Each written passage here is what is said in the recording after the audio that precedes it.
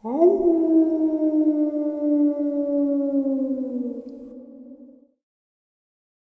and salutations, everyone. I hope everyone is doing well today. Today, we are going to be checking out some shockingly terrifying video evidence of cryptids and terrifying encounters. Before we get into it, a couple links. As you know, I rely on Patreon, PayPal, and my merch to help the channel to continue to grow and go. The links to Patreon and PayPal are in the description below. My merch is displayed directly under this video. Also, Dogman, Frightening Encounters, Volume 1 through 3, the audiobook versions. They were written and researched by Tom Lyons, narrated and produced by me, Jeffrey Nadolny. Those audiobooks are available on Audible, Amazon, and iTunes, the links to which are also in the description as well. And finally, last but definitely not least, if you'd really like to help support this channel to continue to grow and go, simply subscribe, click the like button, and please leave a comment. It really does help, and it definitely matters. And now, everyone, I have taken far too much of your time. Let's get on with today's upload, shall we? Today's first encounter is a subscriber submission. Jeff, I had been in contact with an ex-military personnel who wanted to share two separate occasions and what he believes were the same creature over an 8-week period of time in the 80s. Both happened while he was training up in the hills close to Holcomb. This is only a short trip from the forest of Boland and has many different habitats, with high wind-swept hills and low valleys where it's wooded and damp, an ideal area for MOD, and the land is posted for mines and artillery. The guy said he's very wary about sharing these experiences with me and will only share some of the information. He went on to add that on both nights he was on exercise and was in position where he was away from the main action, about 150 to 200 yards on the outer perimeter in a guard position. He was well enough away from the heavy use of blanks and flashbangs that he describes it being very noisy. Lots of action and noise. He was hoping it'd be over quickly as it was cold and damp, and they lie flat in the underbrush, which is wet and damp. The first occasion, the person was with another guy, and they were both wearing their camouflage, of course, and doing their best to stay still and concealed. Tucked up in the grass, they both noticed movement off in the distance and became aware of a foul stench in the wind, which got worse as it came closer. They were hunkered down, not knowing what to do in case it was some kind of test or trick to get them to leave their position, so they stayed put. And it was at the point that the stench was almost too much to bear, and they noticed a very large figure approaching them in the darkness. They at first thought it was someone with a huge pack or kit, as the shape and color was all wrong, until they realized that it was not clothed at all. It couldn't see us, he said, and I am certain it was unaware that we were both there, but it was so hard not to jump up and run off. It was dark, and we couldn't make out anything too much until the thing hit the tripwire and the flash went off, and we could see it for a split second. It turned to run off, and we opened fire, even though the guns were loaded with blanks. The creature was large, dark, and huge across its chest. I believe it had no idea we were there. We had to stay put until we got the coast was clear, and then I couldn't stop asking questions if it was a setup or part of the exercise. The next time we got some free time, a small group of us set out to see if we could follow this thing's path and find it. But other than strange prints that were smeared, we didn't find anything. It worried me, I'll be honest, so I definitely was not happy when we had to do a second incident, night maneuvers, and it was a similar situation, except it was winter now, and there was snow on the ground. I was with a female soldier, and we were both lying down on the ground in full camo, and again, about 200 yards from the action. It was almost the exact same situation. I couldn't stop playing it over in my head. I was pretty scared that it was going to happen again. As I'm thinking this, I was greeted by a foul odor from the road below us this time. It was snowing, and a large, dark creature was coming up the hill towards us. I was so scared I shouted, and like an idiot made myself known. It looked in our direction. The camouflage must have worked, as it looked in our direction but didn't see us, and it started to move closer still. When it was 30 feet away, it pulled up. As if it sensed us, it snarled and took off running up a hill that was very steep. Once again, you couldn't make out much, just the size of this thing. And the way the creature moved, it cleared that hill in 3 seconds flat, I'd say. This time my colleague didn't stay put. She was after it. It was easy to see where it went due to the snow. We tracked it, and it took us 10 minutes at least just to get up the hill that this thing had climbed in a flash. There were smudged tracks, but there was no sign of this creature. We returned to our spot and waited to return to camp. Alright guys, today's first video clip is what appears to be a driver. Apparently it hits what they thought was a deer or possibly a human. They are searching for it because they had no idea what they hit. They seem to be very worried about their car more so than whatever they hit, until they see something come chasing after them in their backup camera. Check it out. Hit something.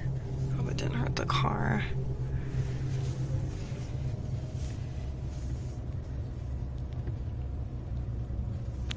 Somewhere.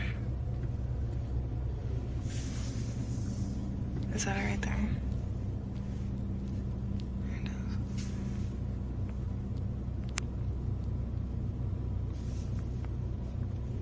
is. Oh my gosh, go.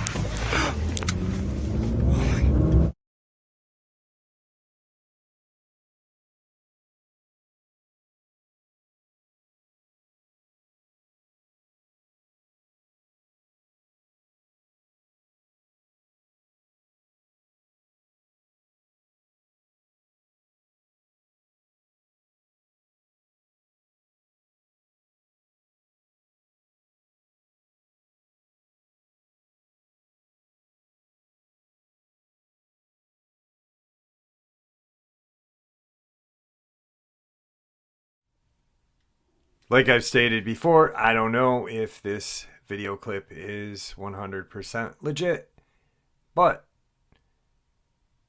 either way, seeing something like that in your backup camera is absolutely horrifying. Even if it's a person that just out of the blue comes running up to your car that you have no idea they're there. Definitely a freaky clip. The creature or whatever it is huge though. So I'm really not sure on this, and I hope you guys can formulate your own opinions onto today's second encounter.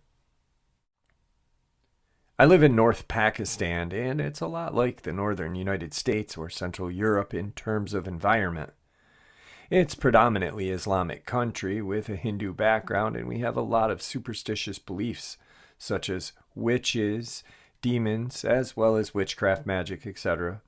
I'm aware that skinwalkers are native to North America. I don't live in the countryside, but I have a farm that I visit almost every weekend. It's less agriculture and more pleasure. The farm is located in a community of farms, and to the north is a large patch of unclaimed forest, maybe 200 acres. The forest is populated with fox, coyote, porcupine, and wild boar, apart from feral dog and such. I've been doing a lot of hunting in my time there, and I've never experienced anything like this before. I used to hunt at night alone quite a bit prior to this incident. I was hunting at night. It was about 1 a.m, which is around the time the wild boar are most active, being nocturnal. I shot an adult female hog, probably 3:50 a.m. Since it was getting late, I decided to remove the body the next morning. Most Pakistani are Muslim, so we do not eat them. And we hunt boar because they have a habit of messing with crops and livestock. We have to remove the body legally and move it to a government dumping ground. I placed a marker and went back home. Nothing creepy happened at all on the way home. The next day at around noon, I'm heading back into the woods to remove the bodies. I forgot to mention I shot a few other males, but in different places. The female was the last. I made my way to the location of the female and started getting creeped out. The woods had gone silent. No wind, birds, insects, nothing. I started to get goosebumps and was generally very uncomfortable, feeling like I was being watched. When I got to the body, I saw in horror that this thing had been torn in half, with one half lying a good 15 feet from the other. There was dried blood all over the place, but it wasn't the blood itself that freaked me out. It was the fact that there was blood at all. Blood dries up in veins of dead animals within 10 minutes of death, meaning that whatever did this had done it within 5 to 10 minutes of me leaving the body. The body had not been eaten, and there were no scavenger feastings, which was strange to say the least.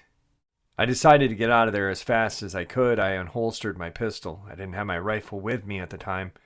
I started to speed walk out of there, reciting any Islamic verse I could to ward off evil. I'm agnostic, by the way, but at that time I was praying to all gods. After 10 minutes of walking, that uneasy feeling wore off. The sound again returned to the forest. It was like a switch had been clicked. I got home and just kind of blocked it all out. This happened a couple of months ago. A couple of days ago, there was a development, though. About a week or so ago, a child from one of the workers at the neighboring farms had went missing. He was 9. 2 days ago, my dad told me they had found his decaying, mutilated corpse in the woods not more than 50 yards from where my incident had taken place. My dad still doesn't know about my incident. The child's face had been ripped off. His left leg was lying away from him. The police were called and the place was blocked off, but this being Pakistani police, they chalked it up to a wild animal. The owner of the farm paid for an autopsy at a private hospital, and it came back inconclusive.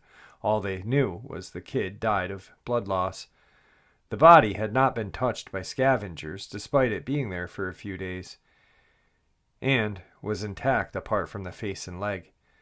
The person that found the body, another guy from the neighboring farm who was out hunting, said he felt very uneasy before he found the body. I'm sure there's a rational explanation for all this, and I'm probably jumping to conclusions. The events are most likely not connected. However, I will not be going in those woods alone again, and not at night even with somebody. Today's second video is what appears to be, or what they're calling, a crawler. It is very shocking. I, once again, don't stand by it 100%. I will tell you it is a bit of a jump scare, though. Hello, YouTube. I'm back outside again. I don't know if any of you saw my YouTube videos that I uploaded yesterday. I caught something, I don't know what it was, on camera last night in my forest. And now I'm out front, in the front of my house. So I heard some noises out here just maybe 5-10 minutes ago. Thought I should grab the camera again just in case it's a trespasser. I couldn't tell what it was last night. I booked it. I was scared. I mean, I can hear something down there. Hello? Hello? My God, what the heck? Oh my God! What the?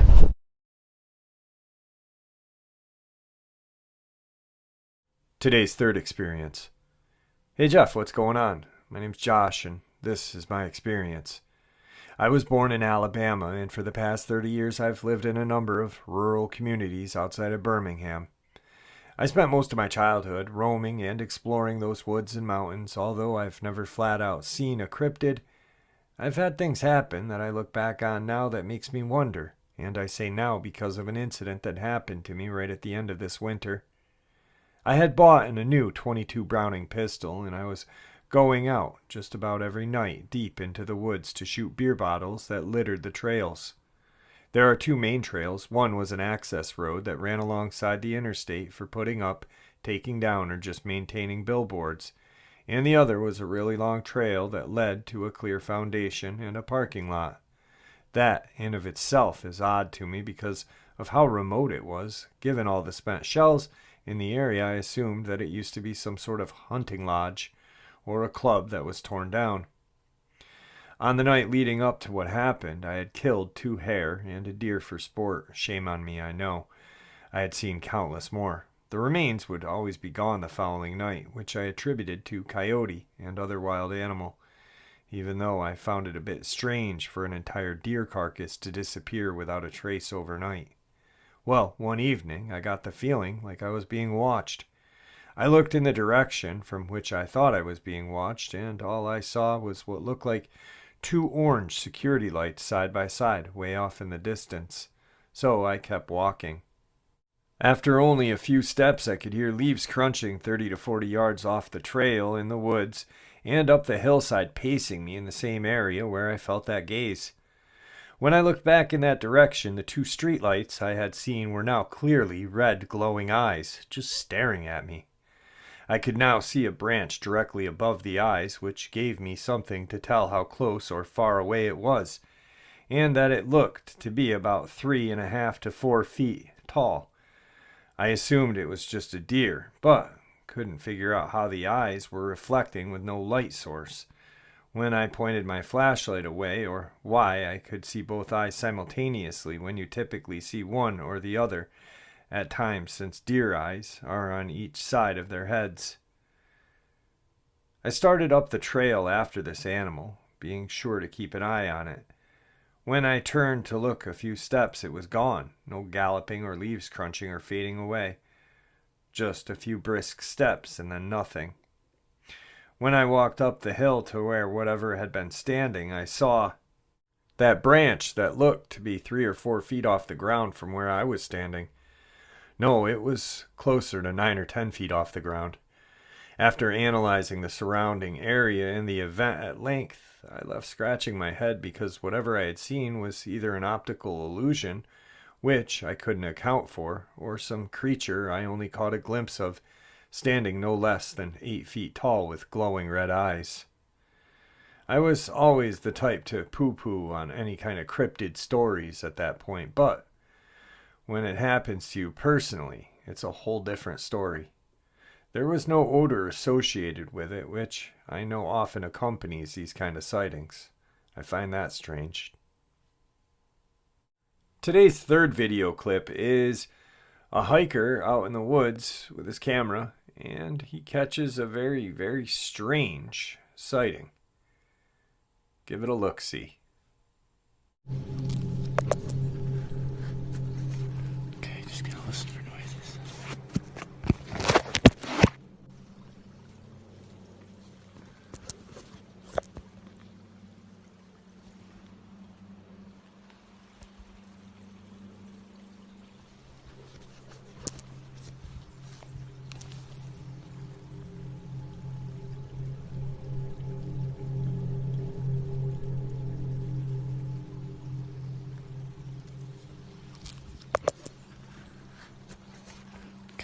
Listen for noises.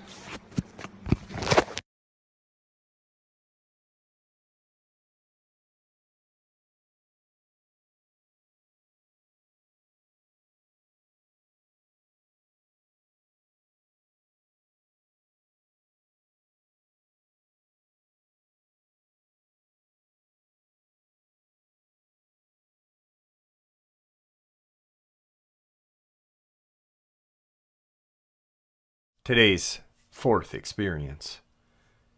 It was the summer going into my junior year of high school, so if I'm doing the math correctly, it would have been 1994.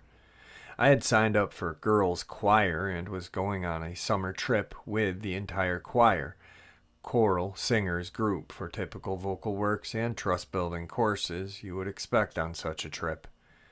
The camping part landed us at a Boy Scout camp, Camp Odakuta, located in Birmingham area of Wisconsin. It was a very odd weekend all around, to be perfectly honest. It started out simple enough. Choir practice all day. It was raining anyhow, so no one really minded. On a 30-minute break, I went out to stretch my legs along with my then fiancée. Despite the fact it was raining, I opted to go and dance on a gently sloping grassy hill behind the mess hall. It was a warm rain after all. I had unsuccessfully tried to drag my other half out at the time. It wasn't until later, when we were finished up with our practice for the evening, that all the magic began. As we are leaving the mess hall to get ready for supper, we emerge into a beautiful gold fog. Yeah, I do mean gold. It was enveloping everything. It was gorgeous. It wrapped around you like a warm blanket, despite my being chilled and having drenched myself earlier. Supper went without a hitch. It wasn't until the exceedingly high bonfire had to have been a solid 6.5 to 7 feet tall that the sighting happened. I was sitting on a log bench, with my back pointed somewhat between the circle of trees surrounding us and the hill leading up to the mess hall. My fiancée seated right beside me, to my right. We had been sitting there for a bit, and there was an usual horseplay and shenanigans going on from the other choir members around the fire, stories, laughing, chatter. I could feel someone, or so I thought someone, behind me. I assumed another choir member wanting to play a practical joke, trying to scare or startle me. So, wanting to catch them off their guard, I spun around quite quickly to catch them. There was no one there. Not even close enough to have jumped back out of the way, just darkness. Or was there? You guessed it. That's when I caught my first glimpse, hiding in the tree line. I am guessing at least 6 feet, based on what I would later observe, the outline of a pitch-black ear against the edge of one of the trees.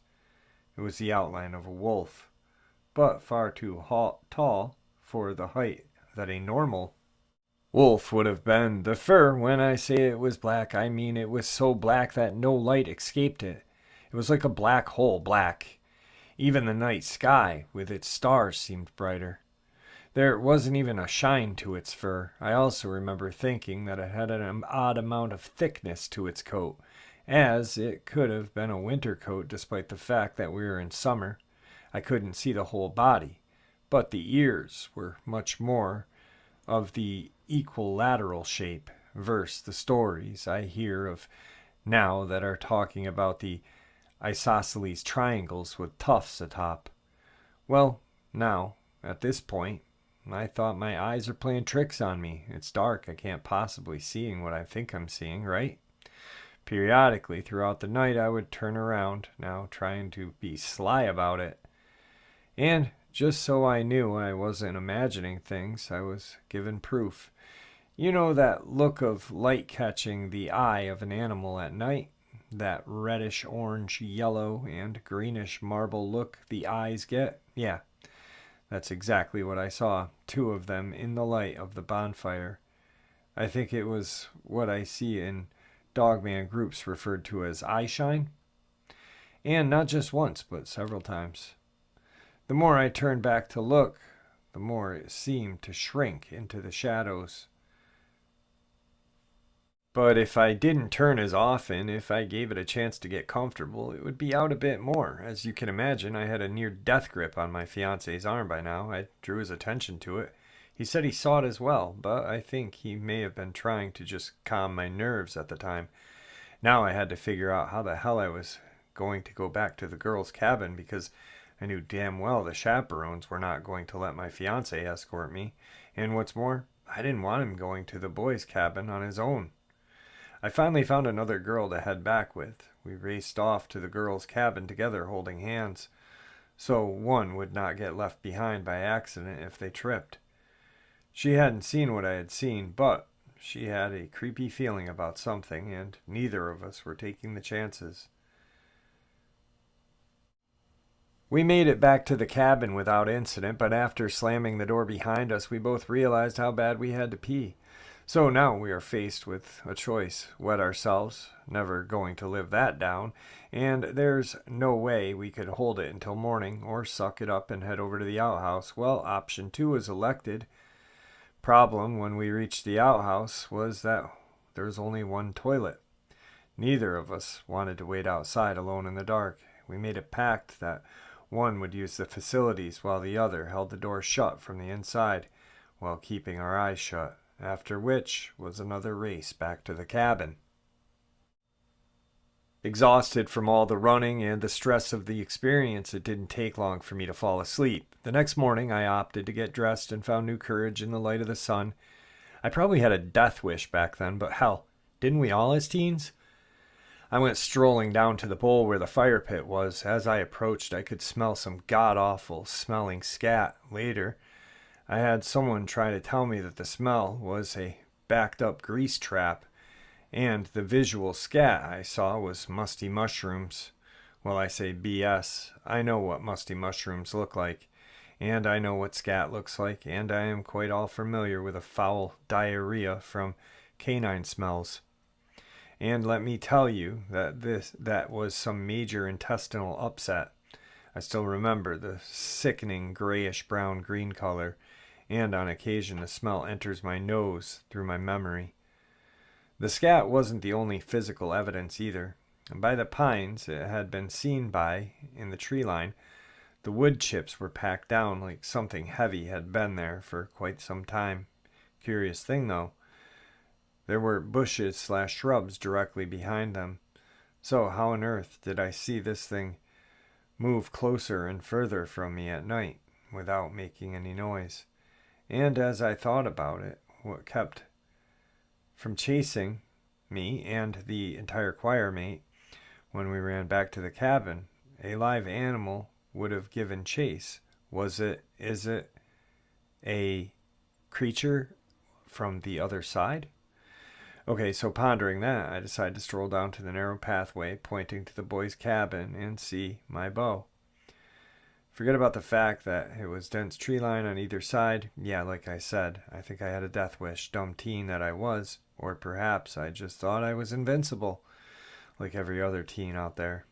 Anyhow, as I approached the cabin, there was little sign of life. Of course, they were all still sleeping.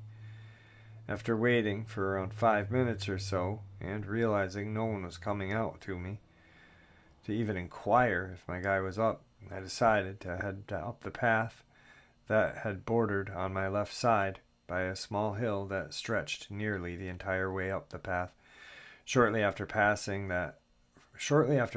from sight of the boys' cabin, I saw a red orb. It was about the size of a volleyball, dense red, and in the center fading toward the opposite outside edge.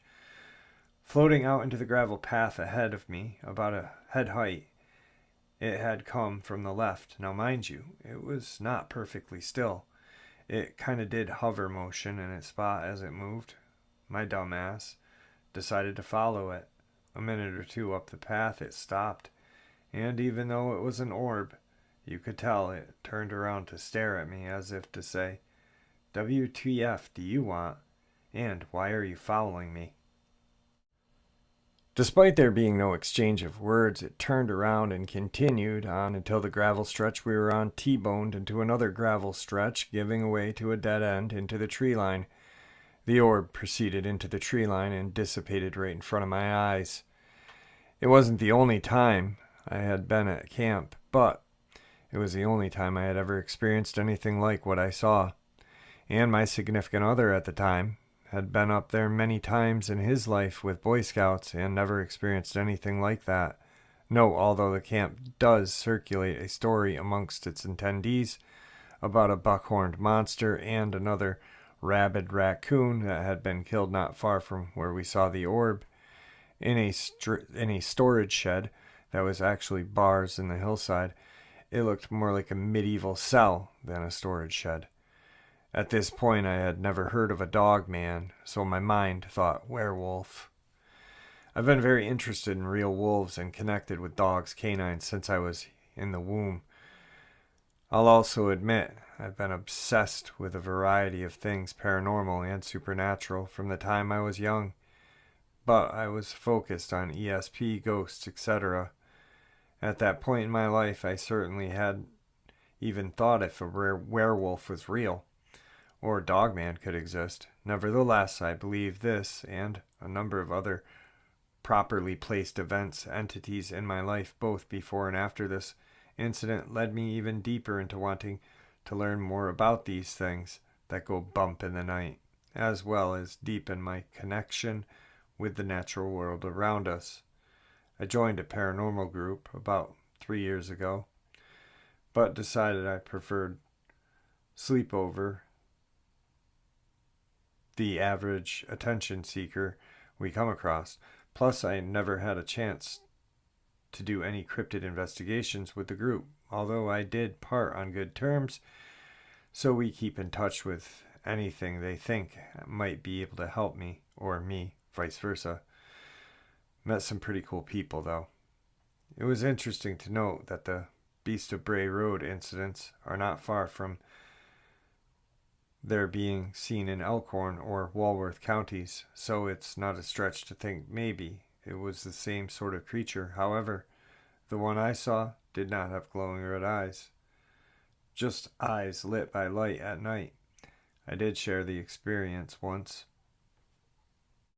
Anyway, that was my experience. You can take it for what it's worth, believe it or not. There's no proof I can furnish beyond my memories, which I know is not enough for most.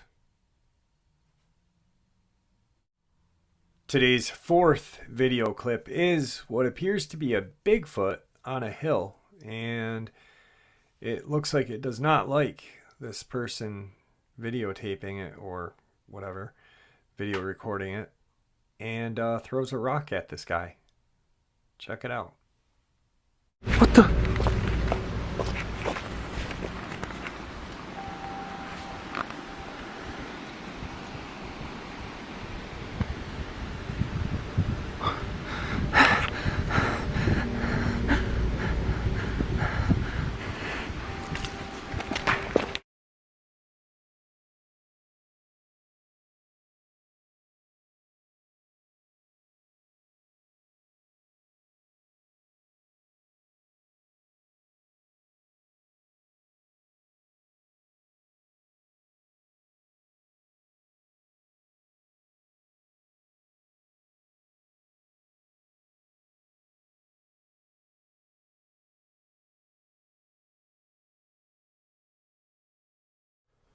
And tonight's final encounter.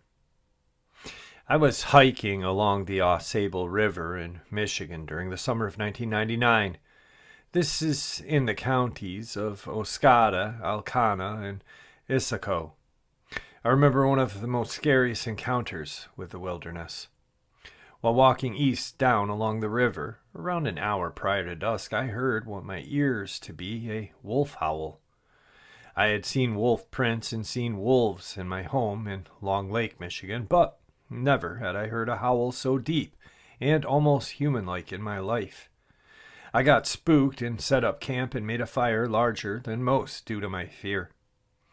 At dusk, I heard that howling getting closer. Directly across the river, I had heard stories of wolfmen from native powwows and in my family folklore covering the whole United States. But never had I personally seen what I saw that night or the next day. That night, after eating beef and barley stew from my canned collection, I lied down by the fire with my huge folding knife closely gripped by my chest. I was watching and listening to the surrounding woodline 30 minutes. When the average night noises stopped to tell me, it meant two things. Either something had spooked the local animals, and that it made me very uneasy. I looked out away from the fire and shot the fire away from my eyes using the unarmed hand. I looked across the river, which was only 100 meters across from my fire. That's when I saw the most unnerving sight ever. On the sand was a creature standing, maybe larger than the average sow black bear, with black fur, large long skull, and yellow reflective eyes like a wolf. I closed my eyes and hoped I was imagining things, and then it gave out a howl again. I opened my eyes and it ran back up the bank and disappeared into the night. As it ran, it didn't run on all fours like a bear or a wolf. Unlike the local Bigfoot, it wasn't upright like a human or primate. I was so scared that I had slept the rest of the night in a tree 20 feet off the ground. It took me 3 hours and praying to ease my fear so I could sleep. Alright guys, I hope you enjoyed today's upload, as much as I enjoyed sharing it with you. I want to thank you all for your support, and may the Great Spirit watch over us all. May He guide us down that path that we call life.